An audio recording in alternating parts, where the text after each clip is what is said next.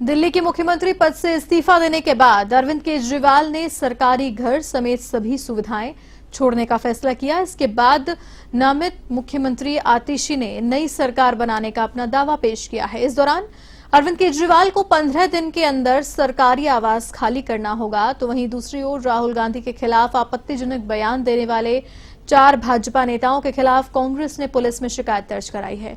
कांग्रेस ने आरोप लगाया है कि राहुल गांधी को जान से मारने की धमकी दी गई है। इन तमाम मुद्दों पर एवन टीवी संवाददाता आरती राय ने की बीजेपी सांसद रामवीर सिंह बिधूड़ी से खास बातचीत। आइए आपको दिखाते हैं। साउथ दिल्ली से सांसद रामवीर सिंह बिधूड़ी जी हमारे साथ बात करने के लिए मौजूद है। सर, राज्यपाल ने 962 करोड़ जो है दिल्ली के गांव में इम्प्लीमेंट के लिए लगाया, म्यूटेशन की बात की गई है, क्या है ये पूरी बात? देखिए, हम भारत के गृह मंत्री आदरणीय श्री अमित शाह जी का दिल्ली के उपराज्यपाल माननीय श्री विनय कुमार सक्सेना जी के प्रति बहुत आभार व्यक्त करना चाहते हैं कि दिल्ली के गांवों के विकास के लिए 960 करोड़ रुपया उन्होंने उपलब्ध कराए हैं।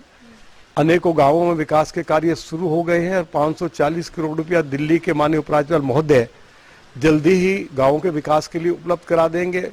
आज दिल्ली के 211 गांवों में पीएनजी गैस लाइन बिछा दी गई है। जो बाकी गांव रह गए हैं, अगले 1-1.5 साल के अंदर सभी गांवों में पीएनजी गैस लाइन उपलब्ध करा दी जाएगी। 2017 में अरविंद केजरीवाल की सरकार ने म्यूटेशन पर रोक लगा दी थी। यदि किसान की मृत्यु हो जाए तो उसके बेटा बेटी के नाम पर जमीन सरकारी रिकॉर्ड में ट्रांसफर नहीं हो सकती थी। किसान अपनी जमीन को बेच नहीं सकता था। जो केंद्र सरकार की अनेक योजनाएं थी उनका लाभ भी किसान के बेटा बेटी को नहीं मिल रहा था।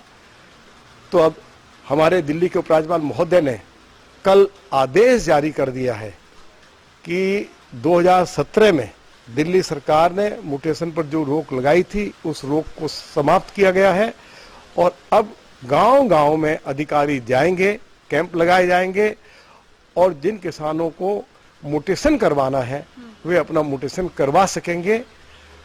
मैं एक बार फिर दिल्ली के ऑनरेबल होम मिनिस्टर केंद्र के हमारे गृह मंत्री आदरणीय अमित शाह जी के प्रति और उपराज्यपाल महोदय के प्रति आभार व्यक्त करना चाहता हूँ। दिल्ली की राजनीति में बहुत बड़ा बदलाव देखने को मिला। आतिशी जी मुख्यमंत्री है और अरविंद केजरीवाल अब सरकारी आवास खाली करने को बोल रहे हैं कि 15 दिन में आवास खाली करेंगे, लेकिन संजय सिंह ने उसको करेक्ट किया कि अरविंद केजरीवाल जी को भी मालूम है कि जब कोई मुख्यमंत्री, मंत्री, speaker, deputy speaker, leader of opposition पद पे नहीं रहता है तो हमारे नियम ये कहते हैं कि 15 दिन के अंदर अंदर सरकारी आवास खाली करना पड़ेगा। तो ये तो नियम है, तो खाली करना ही पड़ेगा। इसमें वो क्या दिल्ली के लोगों के ऊपर कौन सा एहसान कर रहे हैं? दिल्ली में विधानसभा चुनाव फरवरी में होने वाले हैं, लेकिन क्या लगता है आपको कि आतिशी जी जब तक चुनाव है उतने टाइम तक रहेंगे और क्या पहले कराए जा सकते हैं चुनाव? सर नहीं, मुझे नहीं मालूम है, ये तो इलेक्शन कमीशन को फैसला करना है। चुनाव कब होंगे, पहले होंगे, बाद में होंगे। लेकिन मैं इतना कह सकता हूँ, जब भी चुनाव होंगे भारतीय जनता पार्टी दिल्ली विधानसभा में कम से कम 50 से लेकर 55 सीटें जीतेगी और दिल्ली में भाजपा की सरकार बनेगी और दिल्ली की भाजपा सरकार और केंद्र में मोदी जी की सरकार मिलकर दिल्ली को वर्ल्ड क्लास सिटी बनाएंगे। वही कांग्रेस ने जो एफआईआर की है, सर उसके बारे में बात करना चाहूंगी। भाजपा के नेता के खिलाफ एफआईआर की है कि राहुल गांधी को जान से मारने की धमकी दी जा रही है। देखिए, अब उन्होंने जो एफआईआर की है, जो भी कंसर्न अथॉरिटीज हैं उस पर वो क्या कार्रवाई करती है वो जाने। लेकिन मैं कांग्रेस के नेताओं से जरूर पूछना चाहता हूं कि राहुल गांधी देश से बाहर जाकर जो राष्ट्र विरोधी जो स्टेटमेंट्स देते हैं उस पर भी उनको जरूर या तो उनको रोकना चाहिए या उसके ऊपर खेद प्रकट करना चाहिए। शुक्रिया हमसे बात करने के लिए। तो आपने सुना रामवीर सिंह बिधूड़ी साउथ दिल्ली से सांसद है। इन्होंने कहा कि कांग्रेस ने जिस तरह